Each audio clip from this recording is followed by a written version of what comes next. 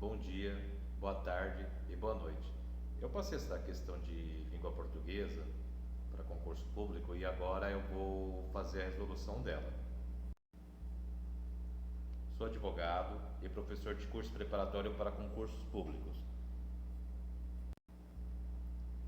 Essa questão ela vai tratar sobre o tema de concordância verbal, mas eu vou ensinar aqui a como você identificar se ela é uma oração, identificar o sujeito, o predicativo.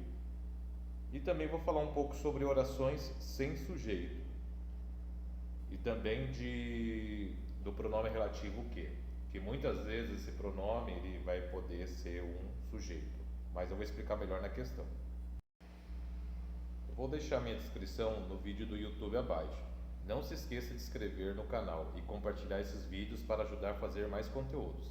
Clique no sininho acima para ser avisado quando o novo vídeo surgir e no joinha caso tenha gostado do conteúdo. Pode me adicionar no Facebook descrito abaixo do vídeo.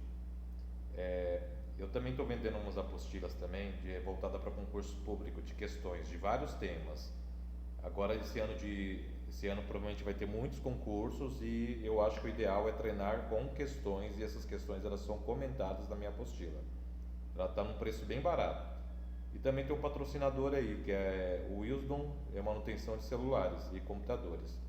Eu sempre conserto meus aparelhos eletrônicos lá e sempre tive um bom serviço lá. Agora, sem mais delongas, vamos à resolução da questão. A questão que eu passei foi esta. Ela tem escrito aí o texto associado, só que é um texto bem grande, de vários parágrafos, e você não vai precisar utilizar o texto. É uma dica que muitas vezes, quando você está deparado numa prova de concurso público, tem um texto imenso e ele fala que 5, 6 questões estão relacionadas ao texto e muitas vezes você, no máximo, 2 dessas questões você vai precisar recorrer ao texto. Essa é uma questão, no caso, a qual você não vai precisar recorrer ao texto, você vai conseguir resolver tranquilamente, sem recorrer ao texto. Então vamos ler o enunciado. A concordância do verbo não é feita com o sujeito da oração em a gota, alternativa A, a gota escava a pedra. Alternativa B, que necessita de fôlego. Alternativa C, se há algo absolutamente frágil. Alternativa D, paciência não é lerdeza. Antes de resolver essa questão, eu vou fazer algumas observações. A primeira delas é a oração. O que seria a oração? Oração é uma frase que contém um verbo. Então, toda vez que você vai ler a frase, você vai identificar um verbo. Se esse verbo aparecer ali, essa frase, além de ela ser uma frase, ela é uma oração. Aí você lê, vê, tem verbo, você já vai saber, opa, isso aqui é uma oração. Aí, essa é a primeira coisa que você tem que fazer, encontrar o verbo. A primeira coisa a ser feita é encontrar o verbo da oração. Aí, depois que você encontrou o verbo da oração, o que você vai fazer? Você vai fazer uma pergunta. Eu vou exemplificar aqui embaixo. Vamos ver o exemplo aqui, a frase que está aqui. O homem viajou para o Nordeste. Vamos verificar se essa frase ela se trata de uma oração. Vamos encontrar o verbo. Encontramos, viajou.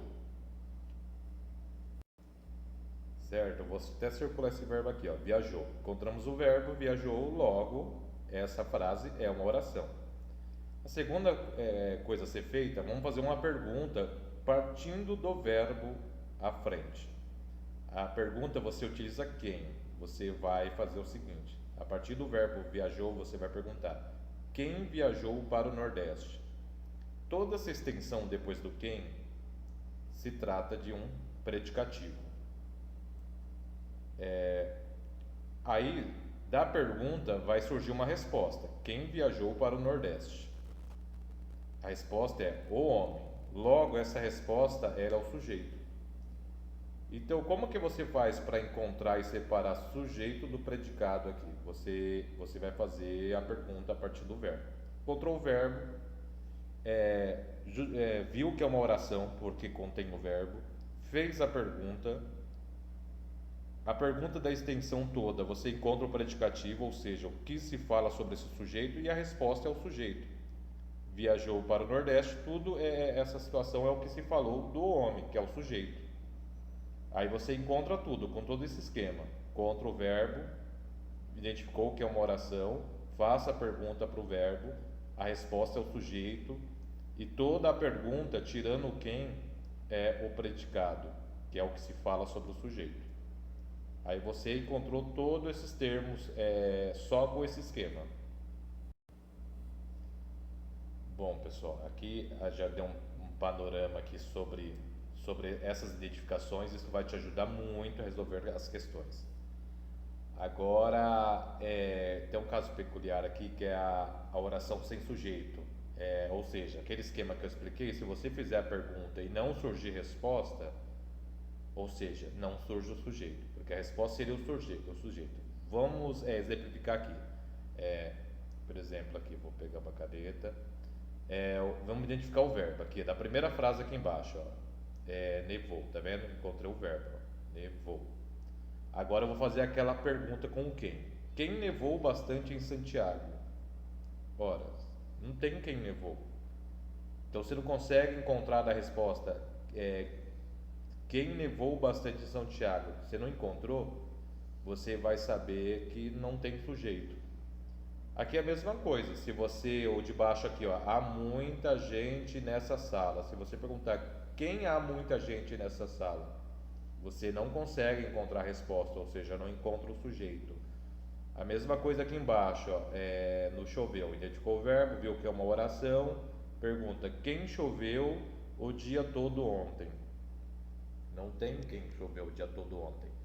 Então você não encontra a resposta. O que você consegue definir aqui? Pelo menos aqui nesses dois aqui, ó. Vou mostrar aqui, ó. No nevou e no choveu, vocês notaram que isto é um fenômeno da natureza? O que você conclui? Toda vez que se tratar de um verbo que fala de uma ação, de um fenômeno da natureza, você vai saber que não tem sujeito.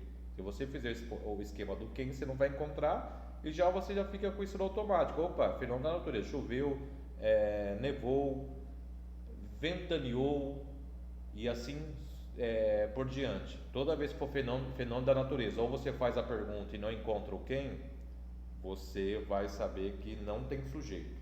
Então você não vai encontrar sujeito. Agora um outro caso peculiar aqui é a questão do a aqui, ó, do verbo haver, ó. Do verbo haver. O que acontece? Toda vez que esse a ele tiver o mesmo sentido aqui de existir, você consegue substituir o a por existir. Vamos supor, no lugar do a aqui você vai colocar existir, ó. Se encaixar, também não tem sujeito. Então toda vez que o verbo haver ele for substituído pelo existir, ou seja, tiver o mesmo sentido de existir, ele não tem sujeito. Vamos fazer a substituição para comprovar o que eu estou falando? No sentido de existir, não, no lugar do a você vai colocar existir. Existe muita gente nesta sala. Opa, eu consegui substituir por existir. Então o verbo haver no sentido de existir, eu consegui substituir, não vai ter sujeito. Se ele não tem sujeito, o verbo não vai conseguir ter uma concordância com o sujeito, porque não existe o sujeito. Porque pela regra de regência verbal, o verbo, ele geralmente concorda em número com o sujeito antecedente. Então, como não vai ter sujeito antecedente, então vai ter com que ele concordar. E se ele tiver com que ele concordar, ele vai ter que ficar no singular. E por que ele fica no singular? Porque ele é um verbo sem sujeito. Pessoal, decore isto principalmente esse verbo haver aí, é muito recorrente. Muita gente não sabe que o verbo haver, no sentido de existir, ele não tem sujeito, ou seja, ele não é flexionado. E se você conseguir, você vai resolver as questões, decorar isso vai resolver as questões de maneira fácil. E verbos com fenômeno da natureza também não tem sujeito, então, ou seja, ele não concorda com o sujeito porque não tem. Depois dessa explicação fica muito fácil resolver a questão. O que ele pergunta na questão? A concordância do verbo não é feita com o sujeito da oração em. Uma das regras de concordância verbal, a mais clássica, é que quando o sujeito está antes do verbo, esse verbo ele sempre vai concordar com esse sujeito. Então, o que vamos fazer? Vamos identificar os sujeitos e os predicados e os verbos e vamos ver se é caso de concordância. O que nós vamos fazer? Vamos começar aqui pela A. Aqui, ó. A o que eu expliquei? Primeira coisa, vai ver se é uma oração, para saber, identifique se tem verbo. Letra A. A gota escavava a pedra. Escava, aqui, ó. Deixa eu pegar uma caneta aqui. Aqui a gota escava, aqui, ó, escava, achamos o verbo. Aqui está o verbo. Qual que é a segunda coisa? Faça a pergunta para o verbo com o quem. Quem escava a pedra? Todo esse, depois do quem, é o predicado. A gota. Opa, teve resposta. Se teve resposta, tem sujeito. Então a gota é o sujeito. O poesse de sujeito aqui. Logo, ela concorda com o verbo escavar. Então essa aqui ela concorda sim com o verbo. Então não é essa alternativa, porque ele quer aqui não concorda, né, com o sujeito da oração. Encontramos sujeito e ele concorda sim com o sujeito. Logo não é esta. Vamos para a alternativa B. Mesma coisa, identifica o verbo. Necessita, do verbo necessitar. Encontramos o verbo, V de verbo aqui. Aí faça a pergunta: quem necessita de fogo? De fôlego? O que? O que para muitas pessoas que não sabem, o que é um pronome relativo. Ele remete, relaciona a um termo que foi dito antes do que. E o que ele funciona como sujeito. E o verbo, ele vai concordar com esse que. Se esse que ele for relacionado a um termo anterior que está no plural, o verbo vai para o plural. Se ele não, se o que relaciona o termo estiver no singular, o verbo necessitar vai ficar no singular. Aqui ficou necessita, provavelmente o que no texto lá, ele está no singular. Então ele concorda. Então logo, o sujeito aqui é o que, o poesse de sujeito, e o verbo concorda sim. Então não é esta. Deixa eu voltar minha caneta aqui. Não é esta, porque nós vimos, também não é esta. Eu vou pular C, tá, pessoal? Porque eu já vou logo adiantar, a alternativa aqui é a C. Mas eu vou lá para D para fazer a mesma coisa. Identifico o verbo, né, para saber se é uma oração. O verbo é o verbo ser. E faço a pergunta: quem não é lerdeza? Quem não é lerdeza? Esse não aqui, ele está antes do verbo, pessoal, mas ele faz parte do predicativo também, tá? Então eu fiz a pergunta: quem é lerdeza? Paciência. Logo, paciência é o sujeito, pois V de verbo, desculpa aí. E o é o verbo.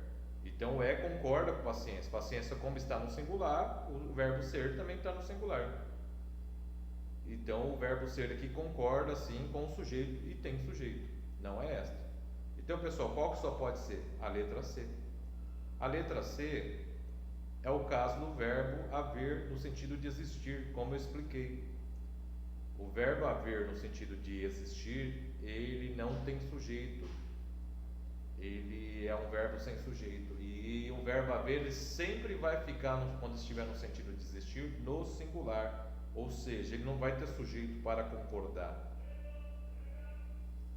Então, logo você vai saber que é o verbo haver, ele está aqui no sentido de existir.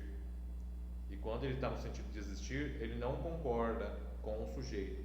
E aqui é o que o enunciado quer. A concordância do verbo não é feita com o sujeito da oração, porque não tem sujeito, a ser, por causa do verbo haver.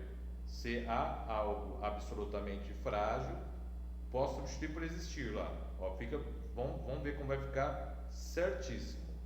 Se existe algo absolutamente frágil, vocês perceberam aqui que a nossa resposta é a letra C. Então é isso aí, pessoal. Passei tudo aí que tinha que passar para vocês aí. Agora, quem quiser adquirir a apostila aí, tem várias questões aí de várias matérias para quem vai prestar os concursos públicos. Tem até da OAB e eu vou passar mais próximos vídeos futuramente, tá? Tem o meu contato aí, caso alguém queira tirar alguma dúvida, alguma coisa aí. E muito obrigado.